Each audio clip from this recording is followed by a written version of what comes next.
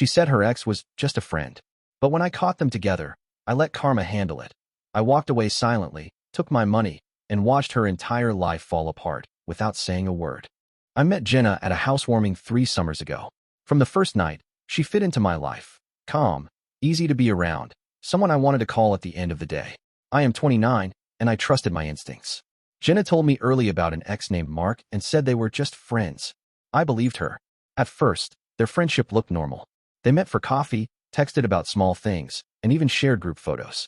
I tried not to keep score, but little things added up. She would laugh at his messages and set her phone face down. She mentioned inside jokes I didn't know. Once, she canceled a date because she had plans with Mark. Those moments bothered me, but I let them go. The real change came on a Tuesday. I noticed her keys on the counter when she wasn't due back for hours. I checked her phone. I'm not proud, but I wanted answers. Messages that seemed casual by day read personal at 1 in the morning. Photos with comments that felt private. Plans she hadn't mentioned. It didn't prove betrayal, but it stirred a steady worry I couldn't ignore. I started keeping quiet notes, dates, odd excuses, late nights. I didn't want a scene. I wanted facts. So I watched. I shifted my routine, left work earlier, and learned the rhythm of her neighborhood. One Saturday, I drove past a cafe she had mentioned. I sat across the street. They arrived separately, hugged, and sat close. Seeing them together cut through the fog. That night, I stayed calm. We ate, talked lightly, and I told her I felt unsettled. Jenna said, "He's a friend. You don't need to worry." Her voice smoothed the surface. I asked for small details about the hikes. She gave vague answers. Her avoidance confirmed more than words ever could. I did not explode. I did not accuse. I decided on a measured response. If she kept secrets, there would be consequences, but not a public scene. I wanted to reset the rules we'd let blur. I began to test the edges of our life together in small ways. I changed the passcode on our streaming account and backed up important documents. I started making solo plans she could not explain away. I planted tiny traps, small changes in our calendar, an unexpected dinner from a friend, to see if her story held. Those moves felt petty at times, but they felt necessary. They showed whether our life was mutual or one-sided. Clear. I started by securing my life, updating passwords and checking shared accounts. I documented late nights and times she said she was elsewhere. I let evidence gather without threats. Quiet preparation kept emotion from steering me. I watched patterns. When she texted, I noted timing and tone. When plans were made, I asked for small confirmations and recorded vagueness. Some excuses sounded reasonable. Ambiguity was the worst part. I had to trust evidence over comfort. Not every day was steady. I replayed details at night and acted normal by morning. But the plan worked. The more I kept records, the less she could hide. My goal wasn't to shame her. It was to reclaim honesty and make sure the future had clearer rules. A few weeks passed, and the tension between Jenna and me became almost invisible, but not gone. We still had dinners together, watched movies, shared mornings like everything was normal. But I saw it in her small reactions. How she looked at her phone, how her smile faded the moment she read certain messages, how quickly she changed the topic whenever Mark's name surfaced. I played along. I didn't confront her right away. I wanted her to feel safe in her own lies. The truth, I realized, doesn't need to be dragged out. It slips out when someone starts feeling comfortable. One Friday night, she told me she was heading to a girls' night. The plan sounded simple. A few drinks, some music, back by midnight. I nodded, kissed her goodbye, and watched her leave. 10 minutes later, I opened the location-sharing app that she had forgotten she still had connected to her phone. She wasn't heading downtown where her friends lived. She was driving toward the other side of the city, Mark's neighborhood. I sat still for a while. My hands didn't shake. My chest didn't burn. I just felt quiet, like I'd already known this moment was coming. I grabbed my jacket, took the car, and followed at a distance. She parked near an old diner and got into another car, his. They didn't go inside, they just sat there. I watched them talk, laugh, and eventually, I saw enough. I didn't approach. I didn't make a scene. I turned the car around and drove home. That's when the plan for my revenge began to take shape.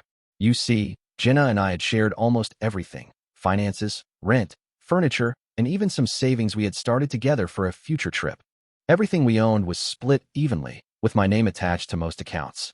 I never wanted revenge out of anger, but if she wanted to blur boundaries, I could make the lines painfully clear.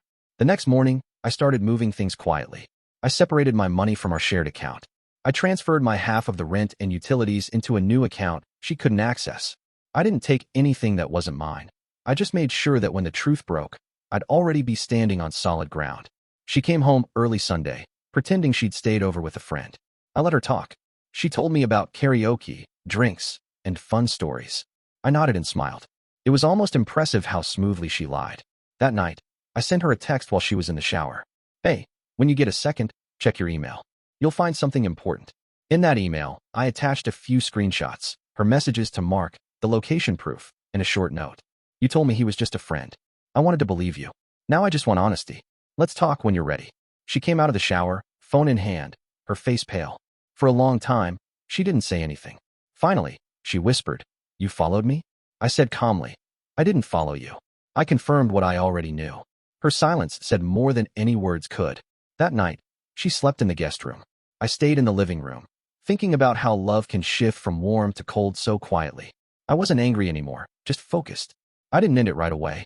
Ending things then would have been too easy for her. I wanted her to feel the slow unraveling of trust, the same way she made me feel it. The next morning felt different. Not because of what had happened, but because of what hadn't. No yelling, no crying, no breakup scene. Just two people moving around the same apartment, pretending everything was fine. Jenna tried to act normally. She made coffee, asked if I wanted breakfast. I said no. Her hands trembled slightly as she poured hers. That told me everything I needed to know. She wasn't sorry she did it. She was sorry she got caught. I decided then, no arguments, no begging, just quiet action. That day, I took time off work and started setting up a clean exit plan. I made copies of receipts, moved my name off the lease, and contacted the landlord privately. I told him I'd be leaving at the end of the month and that Jenna would handle her own part. I didn't tell her yet. I wanted her to feel the shift, not hear it. In the meantime, I treated her exactly how she treated me, politely, but without depth. I stopped texting her during the day, stopped asking where she was going, and stopped trying to care. The silence between us grew heavier by the hour. Jenna started noticing. She'd come home and say, You've been so distant lately, trying to play victim. I'd just smile and say, Just tired, that's all. One night, I saw her sitting on the couch scrolling through her phone, looking at old pictures of us. She sighed quietly. Maybe guilt, regret, I didn't care anymore. While she thought I was shutting down emotionally, I was quietly preparing my final move. We had a small savings account together, money we'd been setting aside for a future home. I had contributed almost 80% of it, but her name was on it too. I went to the bank, closed it, and transferred my share into my new account. I left her portion untouched, down to the exact dollar. That was part of the plan. The next part came naturally. She had a birthday coming up in 2 weeks. She was planning a small dinner with friends, which, of course, included Mark. I told her I'd handle the restaurant booking. She seemed relieved, maybe even hopeful that we were healing. I made the reservation, but under my name only. Then, I quietly called one of her closest friends, Amanda, and told her everything. I didn't ask Amanda to pick sides. I just wanted her to know what was going on. People deserve to know who they're defending. When the dinner night came, I told Jenna I'd meet her at the restaurant. She dressed up, smiling like the past month hadn't happened. I watched her leave, still pretending everything was normal. 20 minutes later, she texted me. They said there's no reservation under my name.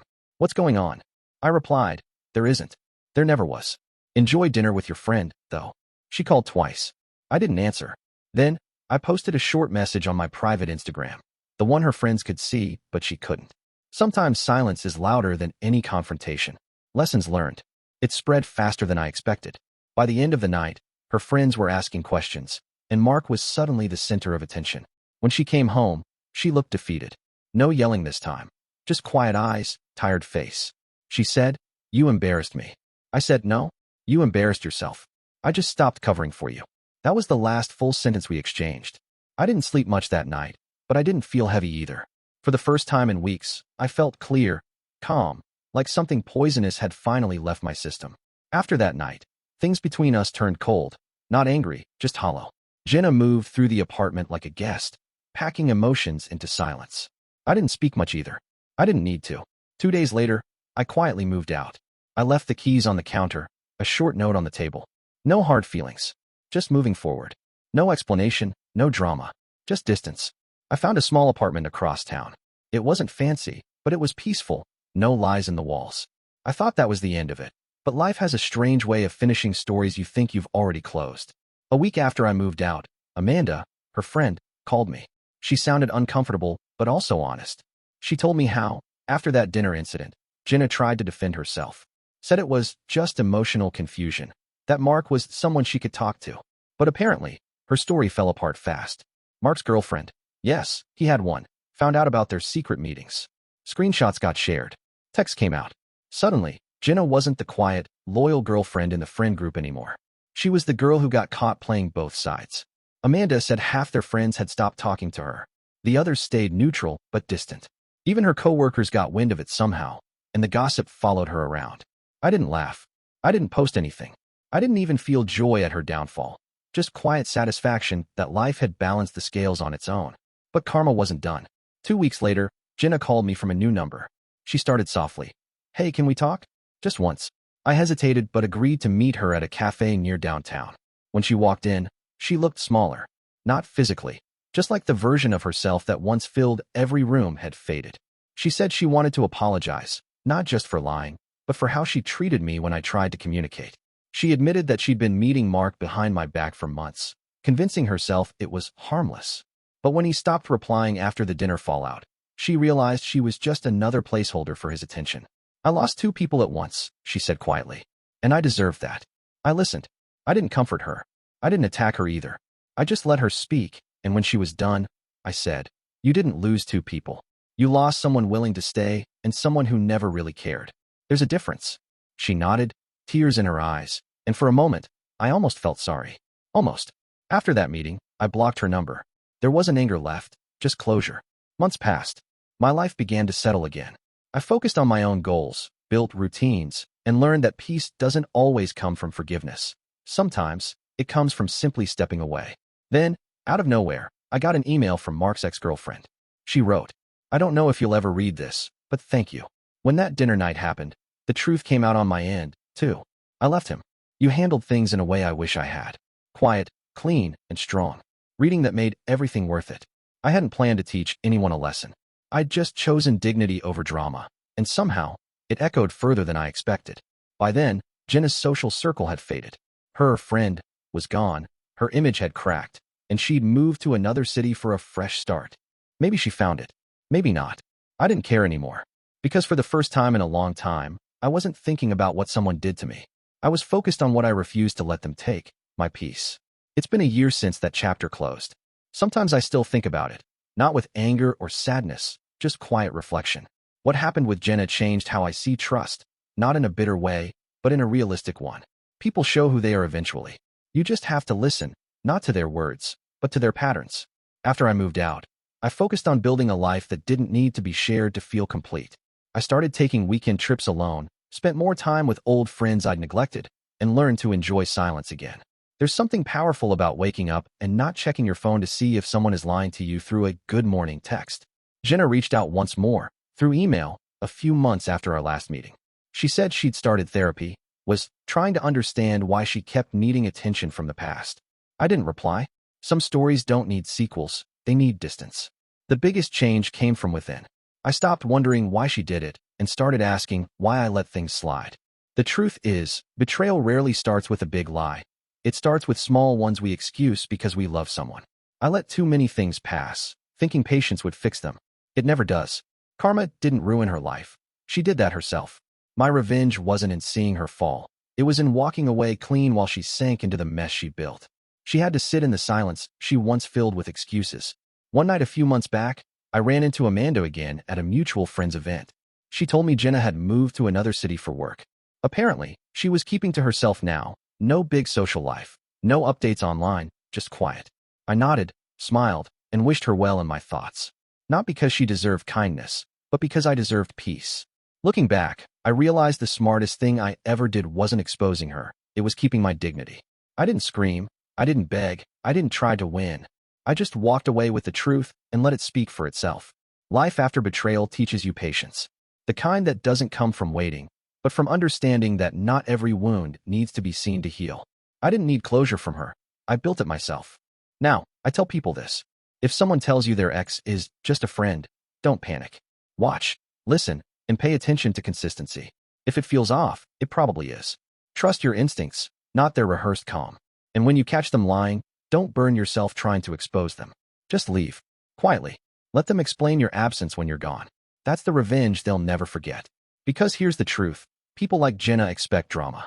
They expect yelling, fighting, pleading, chaos that lets them play victim. But when you take that away, when you simply disappear and rebuild better, that silence becomes their loudest punishment. Sometimes I wonder if she ever tells the story from her side. Maybe she says I was too distant or emotionally unavailable. That's fine. I don't need to defend myself anymore. The people who saw what happened know the truth. And as for me, I've learned that love built on half-truths isn't love at all. It's a performance, and once you stop clapping, the show ends. So if you're reading this and you've been through something similar, don't chase revenge. Just build peace. Let karma handle the rest. It always does, in its own time, in its own quiet way. What do you think? Would you have handled it the same way? Or would you have confronted her right when you found out?